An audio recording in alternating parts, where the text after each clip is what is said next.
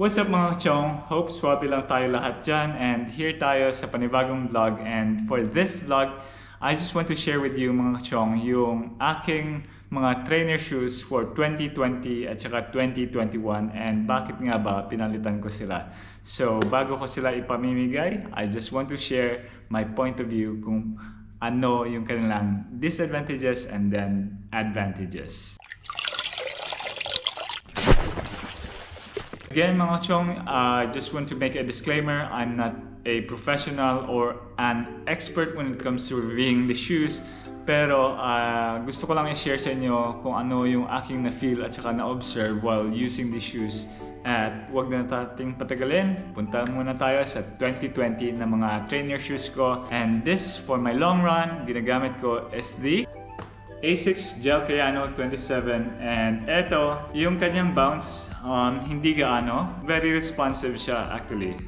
Mafe-feel mo talaga yung ground when you're running with this, and medyo mabigat nga lang siya. And here's the weight. I bought this in a discounted price because syempre naman, when it comes to buying shoes, value for money yung hinahanap ko talaga, and hindi ako bumibili agad when it comes to kung bago talaga. And discounted price siya, around 10% off ata. Yung pros nito, of course, is syempre stability shoes siya, and during 2020 na early quarter, medyo nagkaroon ako ng PTTD, and then my left arch support collapse, and yun nga, once in a while, I go to the PT to really get an expert advice, and then nagpapanidel tayo, nagbabandage din tayo, and then doon natuto akong a lot when it comes to taking care or doing strengthening exercise at saka yung exercises when it comes to activating glutes, strengthening the glutes, and then the calf muscles, and then the ankles, yun. Eto, yung cons niya lang is, of course, it's a toenail killer, and then apat talaga na when it comes to left foot at saka right foot, side by side talaga, apat yung namatay ng mga toenails ko dito. So that's the only cons that I see from here. But when it comes to stability talaga, na i-treat niya talaga yung aking left arch when it comes to this kasi okay yung kanyang support. So now let's go to my threshold run. So when it comes to my threshold runs, medyo considered siya mga 10 minutes and above. I'm using the Nike Zoom Fly 3, and eto, at first talaga, I was really amazed with the effort na nagagawa ko dito kasi parang tinutulak ka pa forward, and medyo hindi siya talaga typical na shoes kasi parang unstable siya, nagra-rock ka when you're walking, and medyo hindi ako talaga naging okay when it comes to using this to my long run. At eto talaga yung cause na nag-collapse yung aking left arch support kasi very unstable nga siya. So, what I did is sineparate ko talaga yung shoes sa long run at saka yung threshold run. So, usually yung threshold run ko nag-maximum lang naman ng mga 20 minutes. So, okay pa ito. Pero when it comes to long run kasi, goes beyond mga 60 minutes to 90 minutes eh. Mabigat ito. Hindi siya okay sa 5.5 minutes per kilometer na pace and above. Kung mga 9, medyo very unstable talaga ito, and then it can really ruin your foot for me lang ha.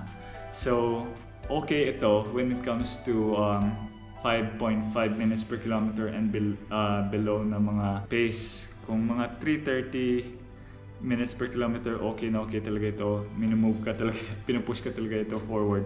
And medyo mabigat nga lang, pero when you're getting in rhythm na, medyo gumagaan siya, at saka very bouncy ito.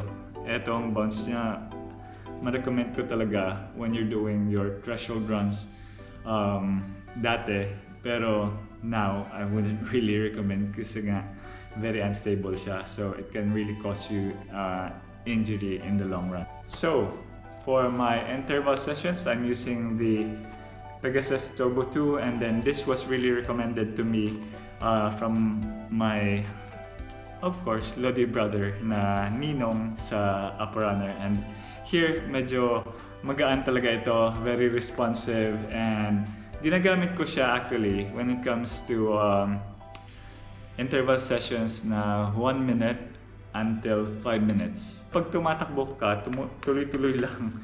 And very responsive talaga ito. For neutral shoes siya, and marirecommend ko talaga when it comes to interval session. I couldn't really say negative about this kasi parang wala naman ako naging issue sa Pegasus Turbo 2. So fast forward 2021, I really need to change my shoes kasi yun nga, nag-max out na yung aking mga shoes. Nagamit ko na ata yung mga 400 kilometers per shoes. So usually kasi per week ko, when I was preparing for the 10 km, aking weekly average was ranging around 45 to 60 kilometers, including nandun yung warm up at saka cool down at saka yung mga jog rest in between reps. So yun, nag-max out na tayo doon, and actually twice akong nag-change, pero I bought the same shoes kasi medyo pricey nga yung next percent that time. Twice akong bumili ng Zoom Fly 3 at saka twice din akong bumili ng Pegasus Turbo 2. 2021, of course, for my long run, I'm using the Nike Structure 23, and eto, naghintay talaga ako dito kasi yun nga, medyo hindi okay yung review sa Nike Structure 22, and eto, very bouncy talaga siya, and then I would really highly recommend this to long runs. And bouncy, very reactive, and medyo mabigat, pero it can really secure also your arch support when it comes to doing your long run. Kasi yung long run ko nga, umaabot from 60 minutes to 90 minutes in preparation for the 5 kilometer. So yung 5 kilometer ko ngayon, yung weekly average ko is nasa 35 to 45 kilometers per week lang.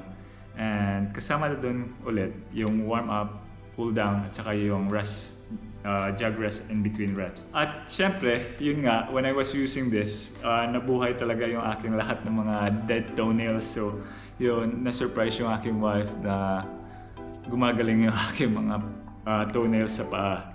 I know, marami options. Actually, I was checking the Hoka Arahe 4, pero sabi ko, I would try this kasi medyo budget yung kanyang price. It's a very reasonable shoes to buy. At yung Hoka Arahe 4 kasi that time mga umaabot siya mga 1,200 Hong Kong. So I would prefer value for money. So for my threshold runs, I'm using the next percent. Actually, this was a gift by my wife during my birthday. Nakuha lang namin ata ito that time.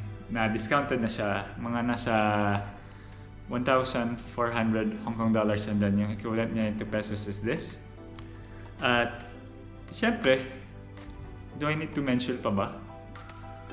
Magaan talaga siya. Mostly of the professional long distance runners are using this kasi ang swabe niya talaga. Very bouncy. Na-observe ko lang dito when I'm using this during the warm-up.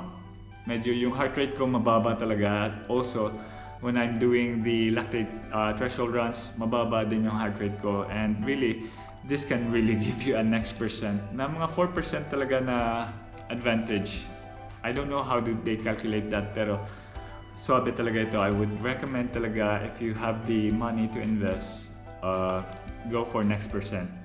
So yung cons na mababanggit ko lang pala dito is when it comes to putting it on, it would take me a lot of time kasi yun nga, dito, pag pumasok yung pa ako dito, hindi naman siya ganun ka maipasok agad. You need to really untighten this one bago mo siya maipasok kasi medyo dito matigas siya at you need to open a bigger space muna bago mo siya maipasok. When it comes to yung stableness niya, mas stable ito compared sa Zoom Fly 3. So yun, this is a very great additional to your running arsenal. When it comes to my interval session na mga 1 minute until 5 minutes nga, I'm using Nike Pegasus 37, and value for money din ito. I bought this for mga 600 Hong Kong ata, 629. And then may discount pa on top of that ng 10%. And ito yung kanyang weight. At masasabi ko lang dito, yung gear niya dito, very responsive and then very bouncy din. And then actually, to compare yung Pegasus 37 to Pegasus Turbo 2, mas mabigat ito actually, pero more cushion ito. So, yung Pegasus Turbo 2 kasi is lightweight siya, pero mafe-feel mo agad yung ground. Very easy to put on compared sa Next Percent, and yun, medyo mabigat nga lang siya compared sa Pegasus Turbo 2, pero yung cushion niya very okay. So yun mga kasyong, hope this video really help you when it comes to making your decision to buying your trainer shoes and also your racer shoes.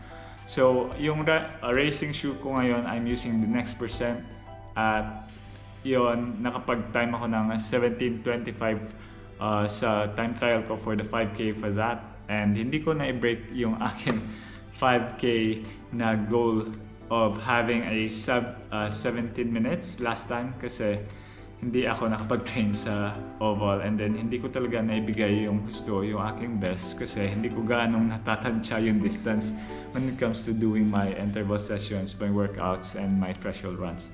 So mga chong, hope you like this video, and then paki-subscribe naman kung bago kayo sa channel ko, and then hit that bell button down below. Thank you again for tuning in. This is Talking Chinoy signing out.